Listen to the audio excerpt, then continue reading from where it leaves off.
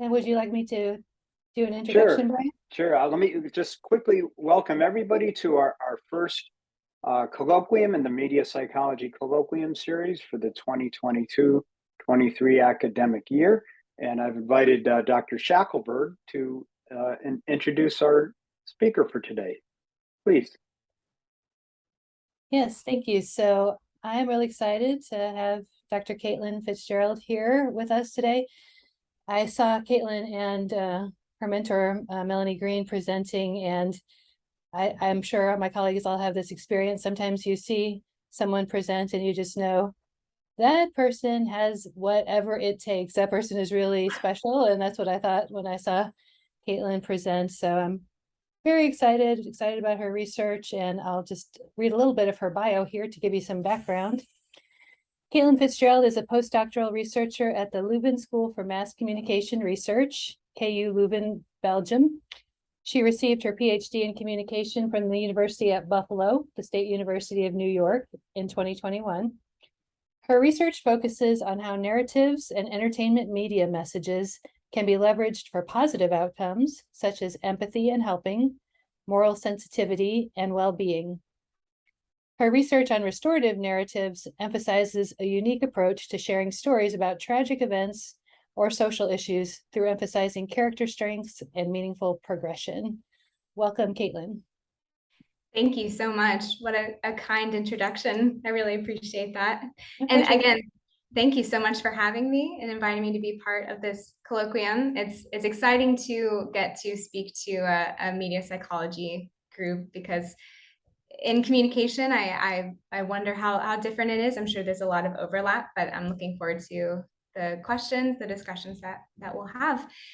So without further ado, I will just go ahead and dive in. So today I'm going to be talking about how we engage with stories in entertainment media and how we might leverage those stories for attitude change. But I want to start by opening this talk by asking you to think about a story that you've experienced that you found to be especially influential or maybe lasting in its impact on you in some way. So maybe this is a movie you saw, it could be a book that you read, or a narrative even featured in a video game that you played. But think about the features that made it especially influential. Was it something about the characters, maybe the way in which the plot developed, or maybe it's just the way that it influenced your emotions as you engaged with it? But I invite you to think about this story and hold on to it as I go through the talk, because it might provide you some insight into why this story has stuck with you and why it was brought to mind for you today when I asked. So this question of what unique features make narratives more or less likely to engage and persuade is something that's at the heart of narrative and media entertainment research. So we know from our own experiences with stories that narrative media can not only delight and enlighten us, but they can also influence and persuade us in a lot of various ways. And so this is something that is a question for many researchers in this area. And so of course it is also backed by a lot of decades of narrative and media research. So in this presentation, I'm going to be talking about two sub-disciplines of communication. The first is narrative persuasion. And this research primarily focuses on how campaign and message designers can leverage narratives to evoke persuasion. So for example, you could think of a health organization using stories to encourage individuals to adopt some sort of healthy behavior. And the second subdiscipline is entertainment media psychology. And this area focuses more on the reception and evaluation processes that take place in the audience members during narrative entertainment. So narrative persuasion research says that narratives are really powerful tools. They can help influence audiences' attitudes and behaviors across a variety of health and social issues. And media entertainment would add that this is particularly true when those narratives elicit enjoyment. And each of these subdisciplines are couched in over 20 years of research. And although they're really similar in terms of their broader focus on media effects, the theories and the methodology that the scholars in each of these fields use actually rarely intersect. But when we think about narratives that are especially good at engaging our thoughts and emotions, and the ones that we continue to think about or that stick with us well after we've finished consuming them, both narrative persuasion and entertainment media psychology really come into play. And so this talk sort of begins at that starting point that it is a useful endeavor to integrate these areas of research. So here's a brief roadmap of my presentation talk. I'm going to start by introducing the field of narrative persuasion and the primary cognitive emotional mechanisms that tend to emerge within narrative persuasion research. I'm going to then discuss how the current theorizing in media entertainment could be integrated into these models of narrative persuasion. And I'm going to present an area of my research that's attempted to do this integration. In particular, I examined the potential for stories to be used to approach topics of death and grief. And I do that by drawing on both narrative persuasion and media entertainment theory. And then I'm going to conclude with some final remarks, some suggestions for future directions, and just some thoughts on how to integrate these two areas of research to motivate particularly positive outcomes and attitude change. So let's begin with narrative persuasion. And then at an even more basic level, we'll start with stories. So storytelling has existed for as long as humans have been able to communicate. Stories connect us. For instance, there's this great quote by Patty Digg that the shortest distance between two people is a story. And while stories can enchant and delight us, they also can influence us in many different ways. So what do we mean when we say story? So a story is an account of real or imagined characters and the experiences that they encounter over a period of time. So stories can be fictional and told solely to entertain their audiences, or they can instruct or motivate readers to do certain things. A story typically and should include basic elements of temporality. So it contains a beginning, middle, and end with some sort of dramatic arc. They should have at least one narrative character, and they should include the element of causality, in which events occurring earlier in the narrative should impact the events that occur later on in the narrative. So there's several processes that occur when we engage with stories. So sometimes when we engage with stories, we feel as if we've been taken to another world. We might experience this state of total immersion in the story. We lose track of time or fail to notice events that are happening around us. And you might recognize this experience by the phrase being lost in a book. So this experience is referred to as narrative transportation. Now, the term transportation was adopted by Green and Brock, whose work was inspired by Richard Garrick's book, in which he used the transportation into narrative as a metaphor for the narrative experience. So he sort of drew on this analogy between the narrative experience and the literal experience of traveling, in which a traveler returns somewhat changed as a result of their journey. So similarly, when readers are transported into a narrative world, they might be more likely to change their real world beliefs and also potentially even behaviors to become more consistent with the story. And this occurs because transportation involves this integrative melding of attention, imagery, and emotion. Because we spend all of our cognitive processes on what's unfolding in the story, we might be less likely to evaluate or scrutinize statements that are made by the story. So this reduces our likelihood to counter-argue, which leads to attitude and belief change, and sometimes even changes in behavioral intentions. And of course, considerable research has demonstrated the effects of transportation in a variety of domains. So for example, in health contexts, transportation has been associated with individuals' attitudes and intentions related to unhealthy behaviors, such as smoking.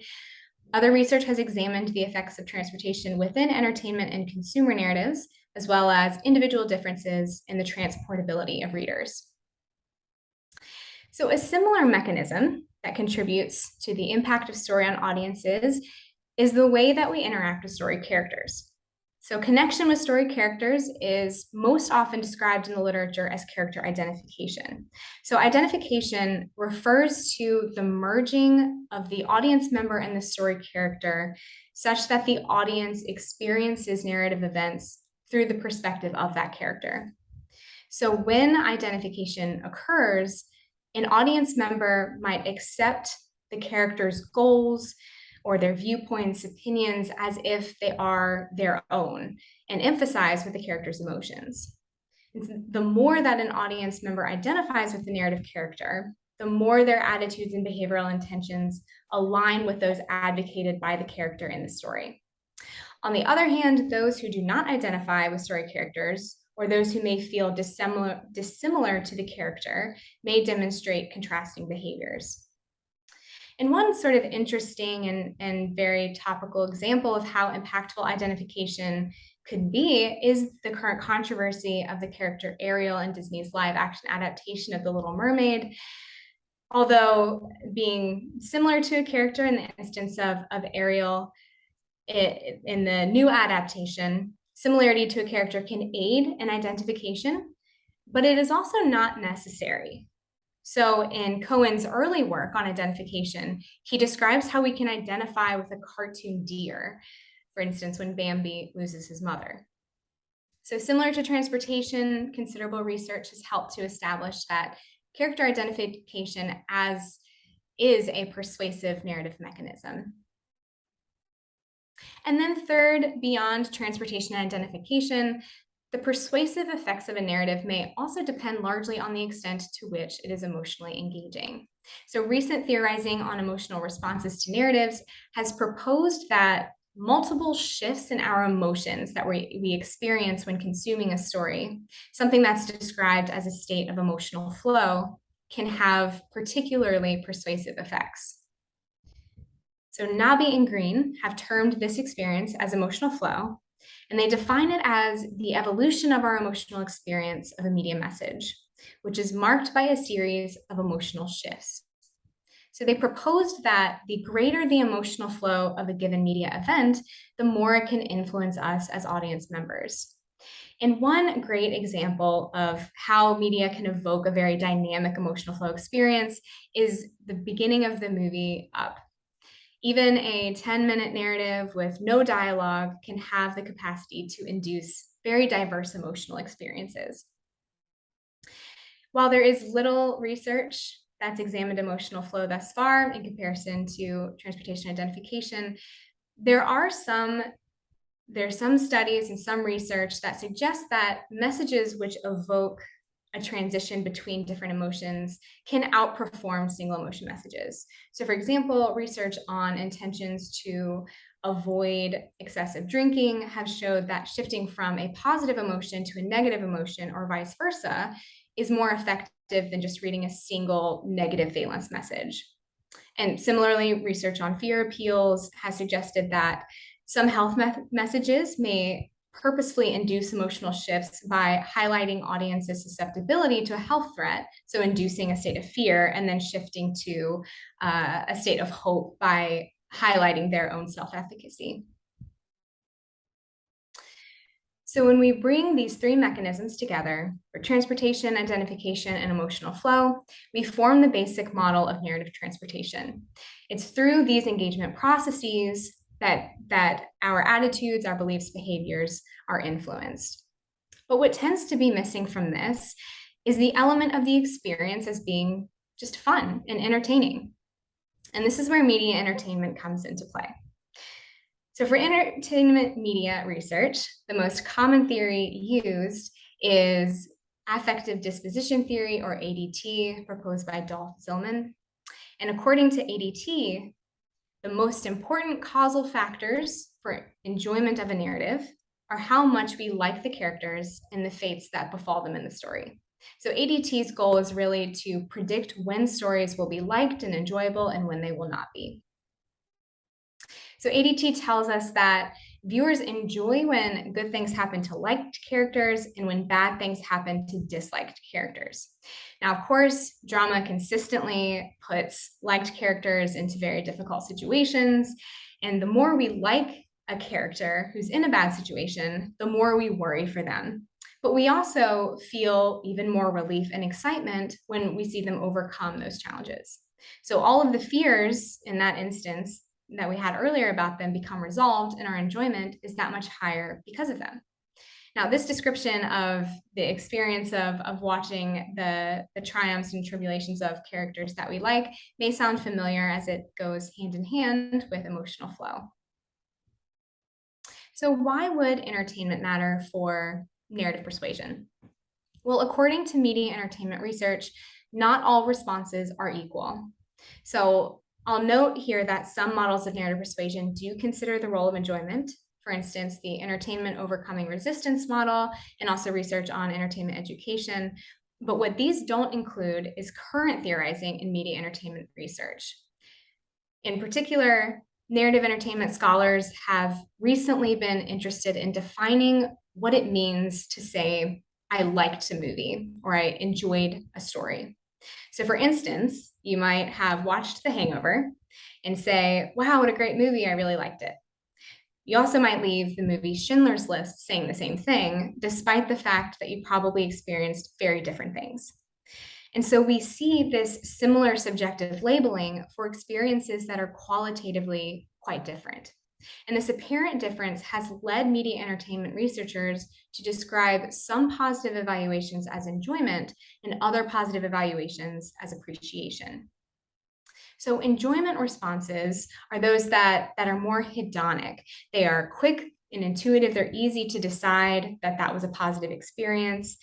They most often involve wholly positive emotions, and they're described as being fun or a good time. Whereas appreciation responses are these more eudaimonic responses and experiences. They're slower and more deliberative. They take a little bit more time and energy to decide if that was a positive experience. They involve mixed valence emotions, for instance, poignancy or bittersweet emotions, and they're often described as being moving and thought-provoking. And so if enjoyment and appreciation are associated with distinct forms of cognitive and emotional processing, then it may follow that persuasion from entertaining narratives is dependent on the particular response type that it evokes. And so now I'm going to share an area of my research that is sought to integrate narrative persuasion and media entertainment theories. In particular, I wondered whether stories in entertainment can help us approach the topic of death. So death anxiety and grief can have lasting effects on well-being, yet both are inevitable facets of life. And as topics and depictions of death often emerge in our entertainment media, I proposed that narratives could be a useful way to promote positive perspectives of death and perhaps help the bereaved cope with loss. And so in a first study, we really just wanted to start by knowing how death in existing narratives is associated with enjoyment and appreciation. We certainly know from our own experiences that death can play a very poignant role in human life, and it can be meaningful in mediated content as well.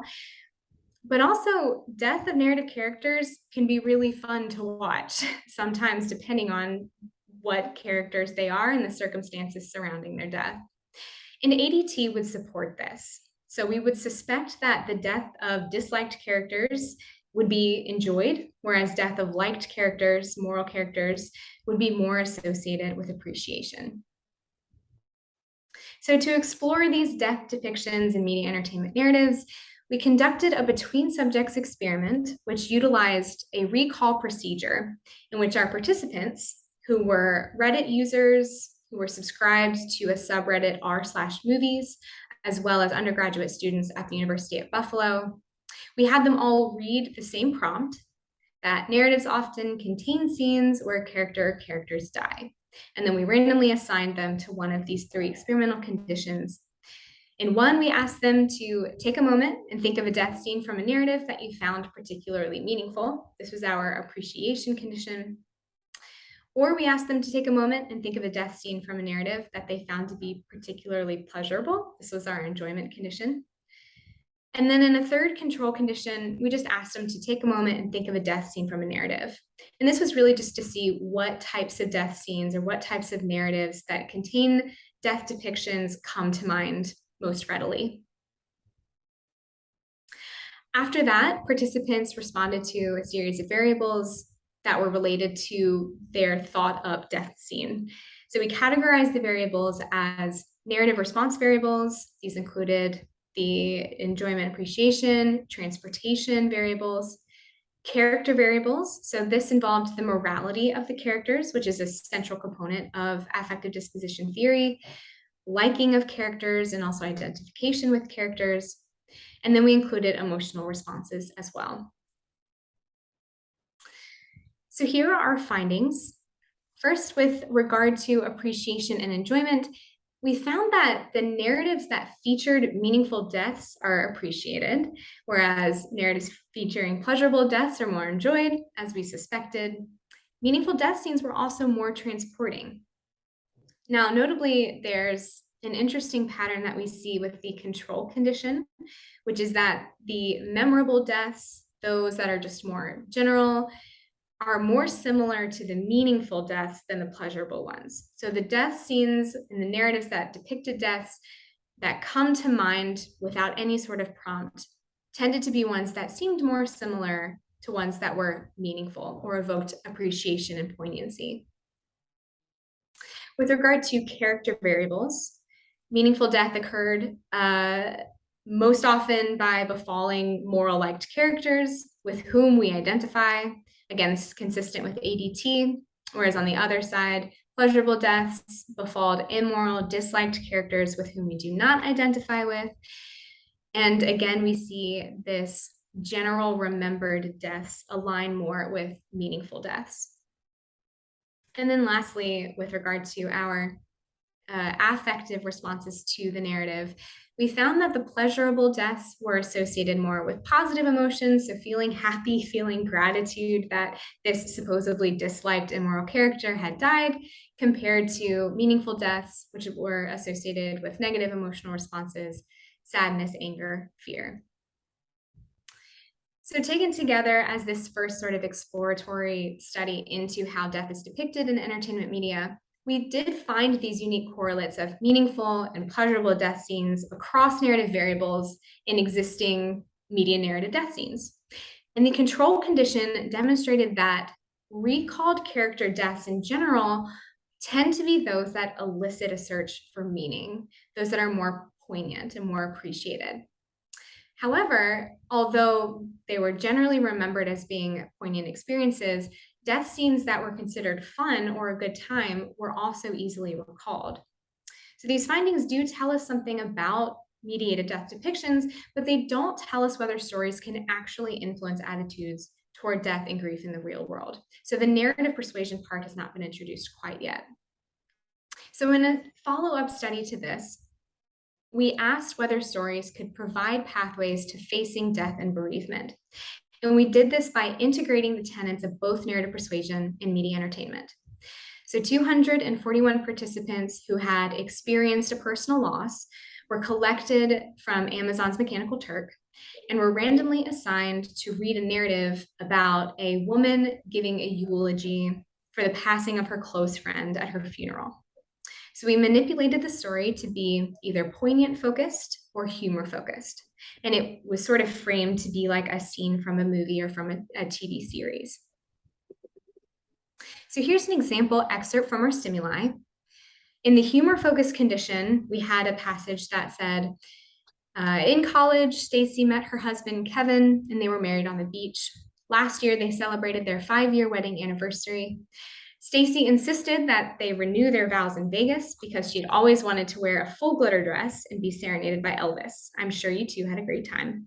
Hopefully she didn't make you listen to Cher the entire trip there, but you know, it was probably a blast in the end, even if she did.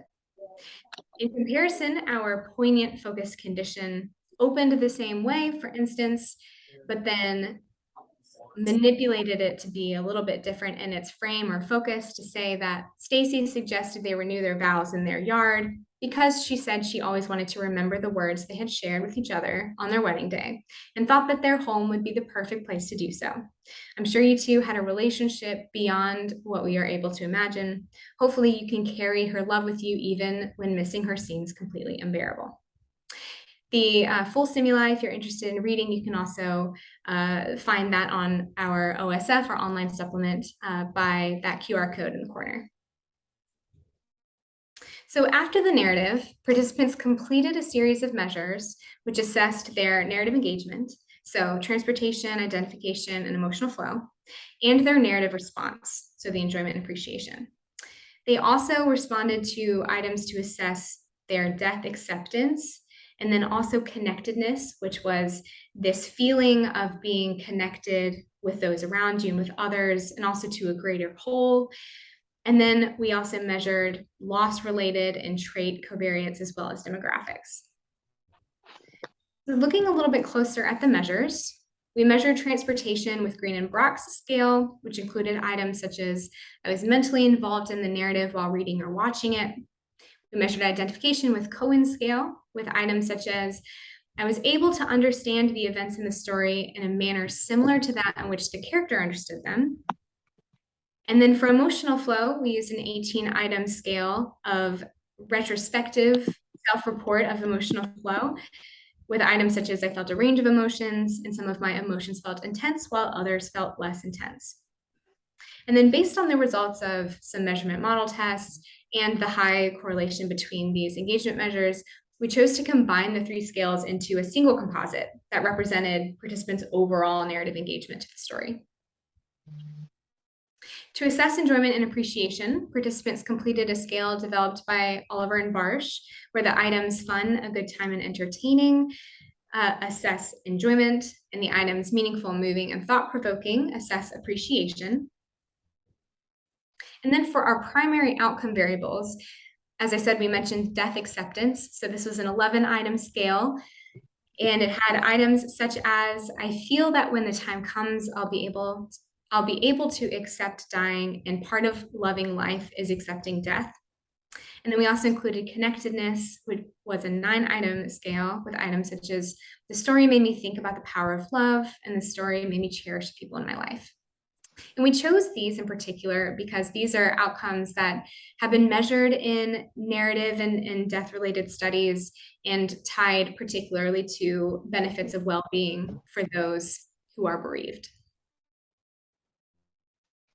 And then we also included measures that were related to individual differences. So first, personal loss acceptance and grief severity. So loss acceptance for personal loss included questions like, at this moment, I am able to think about my deceased loved one with positive thoughts. Grief severity had to do with items like, there were times that I thought I would never be able to bear the loss. And then we also asked about some personality traits. So for instance, the dark tetrad. So this assessed differences in these antisocial personality traits. So Machiavellianism, psychopathy, narcissism, and sadism. Some research has suggested that those who are higher in the dark tetrad may experience appreciation or poignant stories as being a little corny, or they're just less effective for people high in these traits. We also measured trait depression. So items such as, in my life, I've experienced episodes of at least 2 consecutive weeks when I had recurring thoughts about death and suicide. And then also religious upbringing, such as I was raised religiously. My parents strongly believe that there is life after death. All right, so we used multivariate analysis of covariance to assess our data. We examined first whether our manipulation impacted both our narrative variables and our outcome variables while controlling for those covariates. So narrative condition was entered as a fixed factor, the narrative variables, so engagement, enjoyment, appreciation, and the outcome variables of death acceptance and connectedness were entered as the dependent variables. And then the loss-related variables, these personal loss and grief severity and individual differences, were entered as covariates. And our results indicated a significant multivariate effect of condition. So here's a visual representation of what we found. These are the estimated marginal means for each dependent variable by condition. So first, engagement did not differ between the poignant focused and the humor focused narratives. So we can sort of conclude that participants processed the stories similarly, regardless of whether it was intended to be funny or more poignant with more mixed affect. Enjoyment was significantly higher in the humor-focused narrative when compared to the poignant-focused, but appreciation did not differ between the conditions. And to this point, I'll note that appreciation was high in both conditions, and this result may be due to the fact that stories about loss tend to be appreciated even when they are specifically intended to be humorous. Death acceptance was significantly higher in the humor-focused condition than the poignant-focused condition, which was a finding we were a little bit surprised to find, but it suggests that this more humorous narrative had an advantage over the poignant narrative in some way on death acceptance. And then connectedness did not significantly differ between conditions. The connectedness results sort of echo the findings for appreciation. Given the fact that connectedness was high in both conditions, it could be that participants just feel more connected to their loved ones when they're experiencing a narrative about death, regardless of the focus, if it's intended to be humorous or not.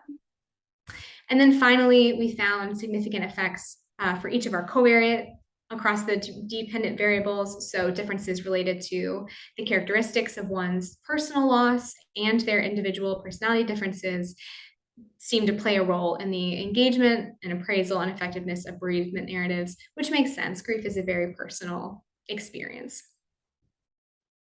So in addition to the main effects of the condition, we were also interested in testing a path model that integrated the engagement and responses to the narrative on our outcomes. And so we looked at the influence of the condition on narrative engagement, on narrative responses, and how those subsequently influenced death acceptance and connectedness. And of course, when testing the model, we controlled for all of those individual differences related to loss and also personality. And here's the result of our model, but I'll talk through just some of the general results and conclusions that we found. But the model fit the data well, and it explained 21% of the variance in death acceptance and 58% of the variance in connectedness. So for death acceptance, we found a significant indirect effect of our narrative manipulation, where it seems like those who read the humor-focused story experienced more enjoyment, which led to these higher levels of general death acceptance. And for connectedness, we did not find indirect effects, but when examining the direct effects of our mediators, it seems that changes in one's perceived connectedness were largely driven by their engagement and appreciation in the story. So regardless of condition, participants who were more immersed and moved felt more connected to their loved ones. And this finding, again, may be explained by this inherent poignancy and meaningfulness of death, that experiencing death in a story leads audiences to feel maybe grateful for their loved ones, more so regardless of whether the story is meant to elicit more humor or more poignancy.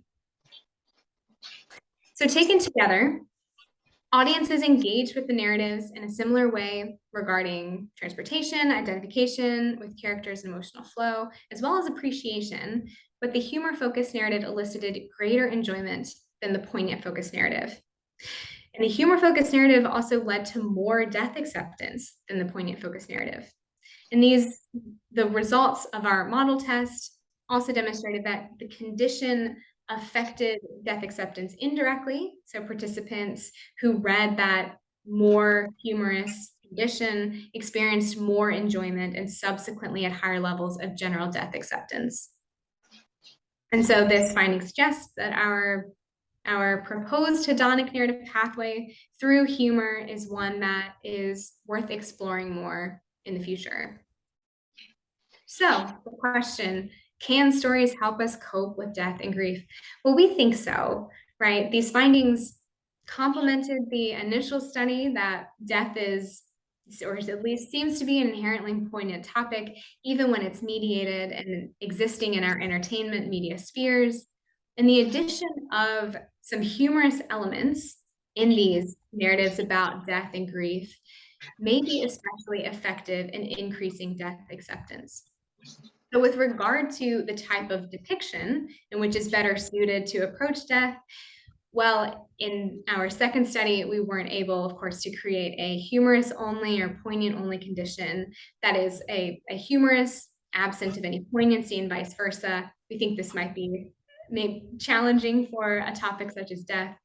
But at least in this study, it seemed that a combination of enjoyment and appreciation responses was especially effective for increasing death acceptance. So some takeaways, future directions. I hope that this offers some interesting thoughts and questions for you regarding narrative research and message effectiveness. For me, I see the findings to suggest that it is advantageous to integrate theories of narrative persuasion and media entertainment. I think bridging these sub-disciplines more often will contribute a better understanding of how entertainment narratives affect us, as well as lead to more cross-pollination of research ideas in both areas. So for instance, our findings suggested that appreciation and enjoyment are not orthogonal responses, but instead they seem to complement each other, particularly with regard to story and message-based persuasion. So this finding seems to speak to a larger potential for narrative persuasion and enjoyment and appreciation research, in that understanding how these responses interact might help communicators create better interventions for approaching topics that might otherwise be psychologically overwhelming. And so we have death, which is a difficult topic to approach, but we find that having some humor, having some entertainment will make it a bit easier to approach and to consume. And there are certainly other topics that are also emotionally challenging or psychologically overwhelming to think about and approach as well. And so I see this as being a very fruitful direction for future research in this area. And then in terms of practical implications, the findings provide some evidence toward how to best design these communication messages. So one of the main goals of my research in general is to provide actionable suggestions that are based in data that can help these message creators improve their messages. And so what's actionable here? Well, if you want to create a story that could help individuals cope with death and grief, then you don't need to be heavy-handed with poignancy, as death is already inherently poignant. Instead, adding some humorous moments might make the content more consumable and more effective overall. So thank you so much for listening. I'm really looking forward to hearing your questions, your thoughts, maybe your own anecdotes, personal stories of narratives and entertainment media experiences that have been impactful and affected you in some way. So I'll open it back up to you. Thanks so much.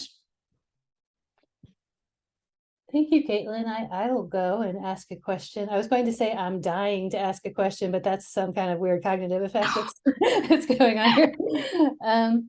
So honestly, Kaitlin, I do not remember in the recent past seeing a presentation about my own research area that was more gratifying than this one. I was just learning so much, making so many notes as I was going through. It was amazing. Thank you so much. So I wrote a question down for you, and this is not a question with one answer. It's more of an invitation to a discussion. I'm always trying to articulate something, and I want to ask you your opinion on this. So can you talk about the connection between meaning and audience's sense that something is meaningful and social factors like social cognition and social emotions? What does meaning mean to them that is social? So I might ask you to clarify a little more just the social part, because I'm not sure if I'm following the social emotions, that piece. But I will start just by saying that this term meaningful and what's meaningful in this research context is something that is really important, that we've already spent a lot of time thinking about, because it carries a lot of connotation in terms of what audiences are taking from the stories. And so meaningful is not the same as appreciation or poignancy, because a humorous story or something like stand-up comedy, political satire, these things that aren't intended to evoke appreciation or poignancy are often still meaningful to people. People are able to still find meaning and draw meaning from them. And so this term meaningful is often used in the enjoyment and appreciation literature, as well as hedonic eudaimonic literature, to be more associated with that appreciation type of response. And if I'm understanding you correctly, this sort of social related emotion outcomes, responses, I'll let you maybe perhaps clarify, but they're certainly not the same things. I think we need to, in general, be more careful about how we refer to meaningful. Yeah, so what I'm thinking about is, I think a lot about what is the meaning of meaning? What do people mean when they say that is meaningful to me? And I agree, it's got to be correlated with I appreciated it, or some of the Oliver and Barsh words you use, like mixed and meaningful affect, thought-provoking. But what means something to people? So I think a lot of it is social. So if, the idea, you're on your deathbed and you're thinking, what is meaningful to me? He would say, I raise my children, I love my spouse, those sorts of things. That meaningful means social, a lot of times to people. What do they value most in their life? But it's probably a mix of things, of feelings and valuing. I try really hard not to use the word learning. Maybe I should stop doing that. But what do people learn socially from a story? So you could say, we learn socially from your research that we can accept death. You could call it a role model, that we understand what the emotional contours of going through someone's death is. And I learned sort of a kinship with the person who has showed me their path, and it means something to me. I keep going back to the word value, but to me, a lot of meaning is social, and it's not that we learn it like they tell us what to do and we accept that. It's that's not how story works. It's that I empathize, I understand, I feel like I've been through it with you, and now I think something different about death. Like when I think I'm afraid about death, I'll think back to that character coped with that and I can do it too, that sort of thing. So I guess that's the kind of social meaning I mean, that is meaning largely social. And then if it's largely social, what do we indeed mean by meaning that? Is it useful? Is it valuable? Does it reduce my fear? Does it make me feel connected? I mean, so that's the kind of thing I was thinking of. That's such a good question and a really difficult one to answer. Yeah, I don't have the answer. Which makes it, of course, a really great question. And in our field of research, one that we're very interested in, because it could be very positive, right? It could be these really beneficial outcomes related to learning, as you said, skills from the characters, perhaps, for instance, in this, how to cope with death. It could be learning to appreciate your family, your friends, parts of your life a little bit more. And I think that would be more the explanation from some camps of the enjoyment appreciation research that focus more on these phenomenological characteristics of appreciation. So things that make us think about the meaning of life a little bit more, our purpose in it, or our role and place in it, and kind of just these larger questions of existence and existential thoughts. But then there's also this other camp of researchers in the enjoyment and appreciation research that they look at more so the cognitive processing differences. So the fact that enjoyment is more intuitive, it's more this type 1 processing, whereas appreciation is more deliberative and type 2 processing. And they say that with appreciation, if you are dealing with some kind of conflict, so you enjoyed the story, but there were a lot of really negative parts about it. So you felt very bad because somebody died, or there was a really sad scene or something tragic about it. And you can arrive at appreciation to the extent that you find meaning, is how they describe it. And so you have cognitive conflict, and if you can resolve that conflict meaningfully and ascribe some meaning to the negative parts that you experienced or the parts of the story that you didn't like, then you will look back on it as a positive experience, as appreciation. But even then, I'm not sure there's an explanation of what finding meaning is. I imagine it's very much based on an individual. Yeah, What's it's meaningful for them. Yeah. you know, it's meaning. It does get into philosophy and existentialism, like you say. I'll just make a little comment that Cynthia Vinny and I did some fan fiction research, and we coded for eudaimonic and hedonic content in Mad Men fan fiction, and there was a significant amount of what we called it everyday meaning making, like I love my spouse, or that sort of thing. Or there was a bit of existential meaning making, as in, what is life all about anyway? So this was creators, artists who decided to write a story about Mad Men, and inside that, some of them wrote about why is life meaningful, and then inside that, some of them wrote about the ultimate understanding of the meaning of life. So anyway, you're so smart. I wanted to hear you talk about that a little bit. So thank you for indulging me. Thank you for an excellent question. It's one I will continue to think about, certainly after this. I have one also. First of all, this was really interesting and so very well presented that even I was able to follow it, and I was excited about that. Great. Thank you for that.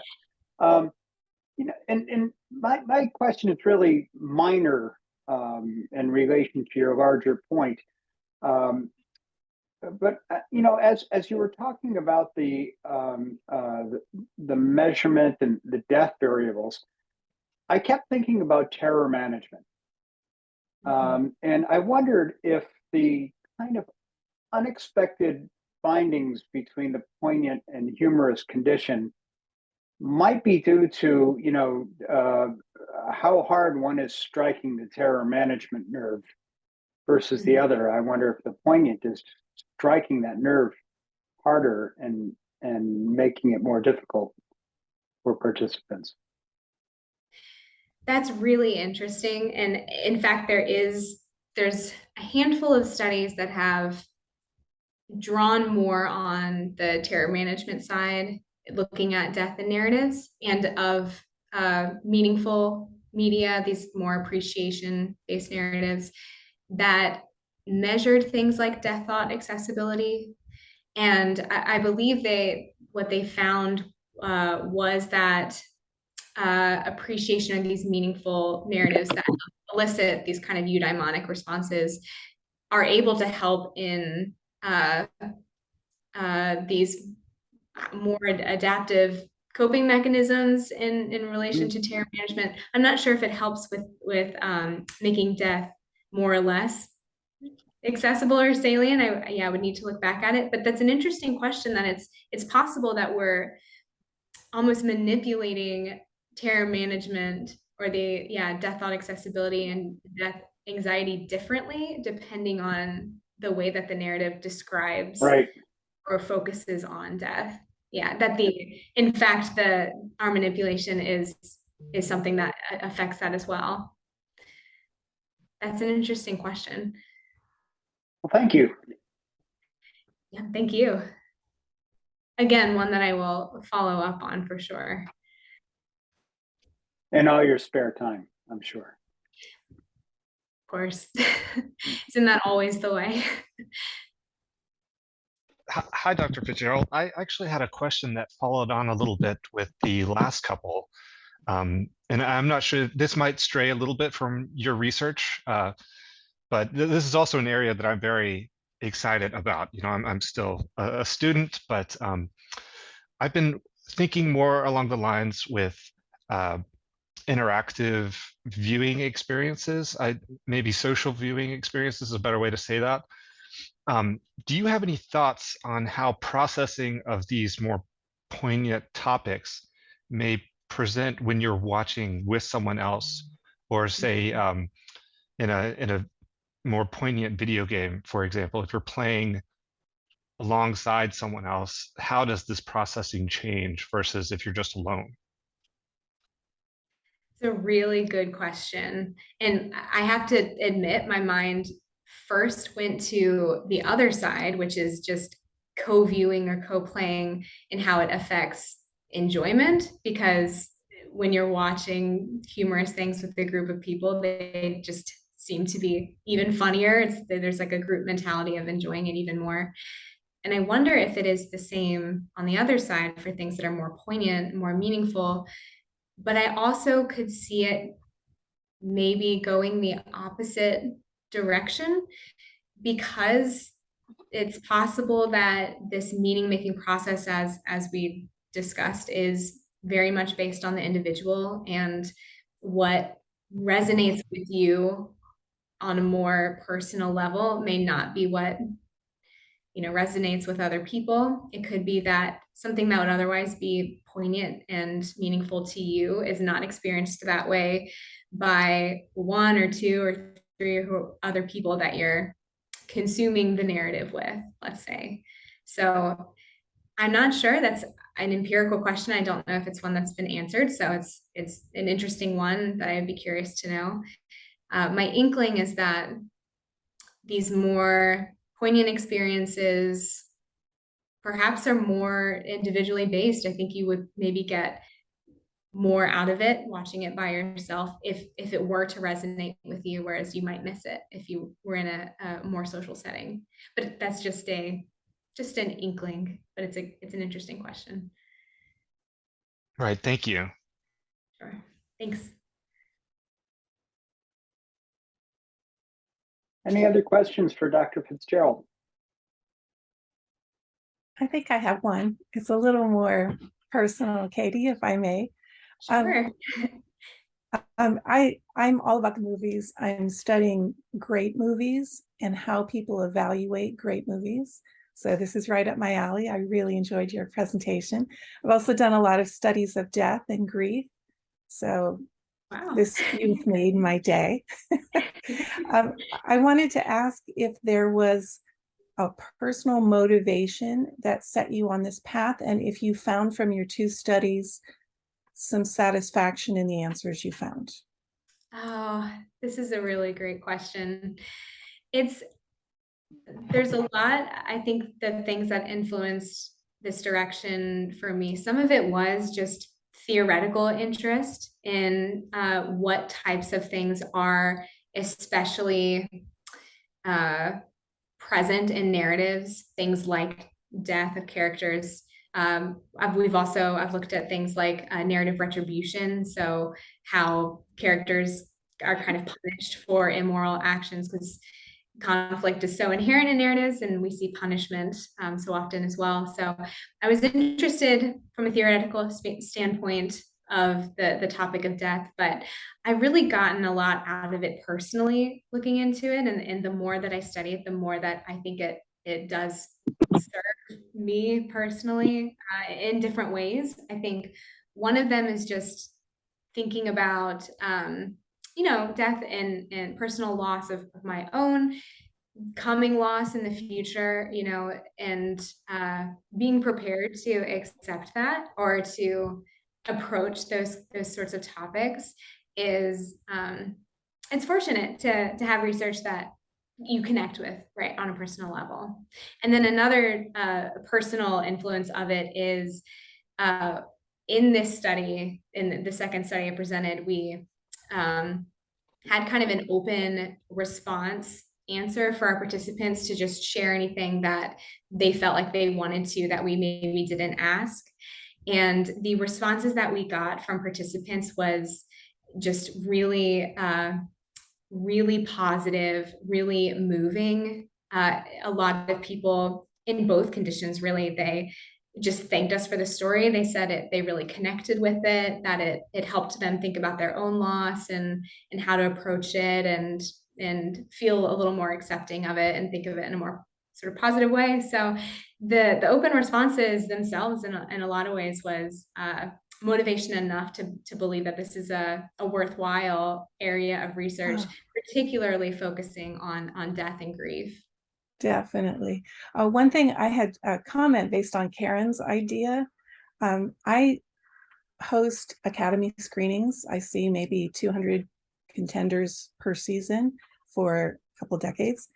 Just to give you some seeds of maybe your future research based on what Karen was saying, it seems that a shared experience in viewing, if there's really strong emotion, is amplified by experiencing it as a group. And so I would love to see some quantitative research on that. I'm kind of handling the qualitative end. That's where this comes from. But one, I love that you chose the movie Up. That's been a favorite. And I've interviewed the director, and they used a collective way to create that story, a collective experience of all the employees at Pixar to create that movie. My example to you, which I don't know if you've seen it, there's kind of a horrifying movie called Dancer in the Dark. Have any of you seen it? It features Bjork, who once came to the Oscars dressed as a swan. Anyway, that's how you can look it up on Google. Dancer in the Dark, I saw in the theater with maybe about 25 people. And it was so moving personally that to be in a room with other people also feeling that amplified everyone in trying to contain their emotions. It is the only movie that I've sat there and thought, I cannot breathe because I'm going to sob, not sniffle, not tears flow, but make really ugly noises, like heaving. The tearfulness was unbelievable. And I couldn't even look to turn my head. It was that intense. Mm-hmm. And I noticed at the end of the movie that everyone, especially couples, pretty much ran out of the movie. And I got to the car and I cried my head off and did not care that the person I was with also was doing that. And I looked in the other cars and everybody was heaving and crying personally. And so what I found is that when you experience things in a group, it anchors the experience because it feels public. So in a funeral, you might sniffle and contain yourself and then go home and do what I did in my car. Angel, I was thinking that when we were talking earlier, I was thinking about this, that it would depend on how you felt about displaying that emotion publicly. We all like to laugh together. When I was little, I remember I tried really hard not to cry during For the Love of Benji. Because I don't know, I just thought I shouldn't be crying in public. But then I guess I'm over that because I saw Hamilton with me and 3 friends, and I had a pair of Hamilton socks that I had bought for my son, and I just like openly sobbed for 15 minutes in the theater at the end of Hamilton.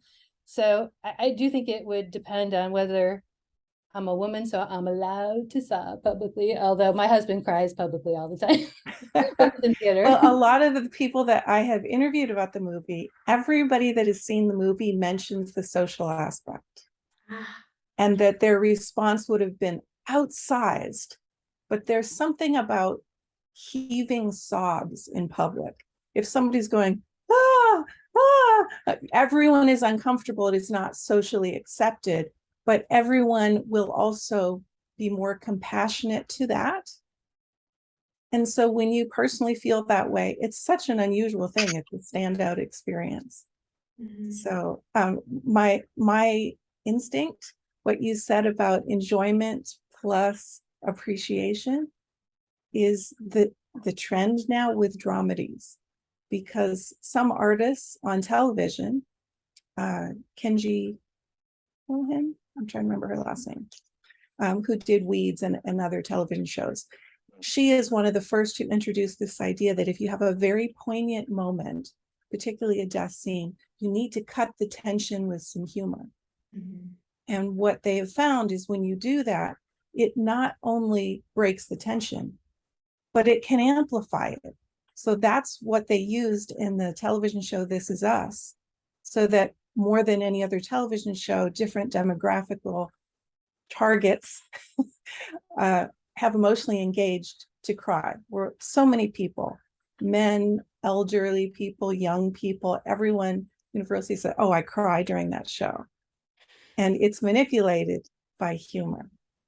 There was So a skit on Saturday Night Live about that where the cameraman was sobbing the entire time. yes, He was recording it. yes. And people will do that at a funeral. Someone will make some dark humor and everyone will laugh and then cry again. So it actually amplifies. So I would love to see you do some investigation where you include both, using some of these new dramedies, we call them.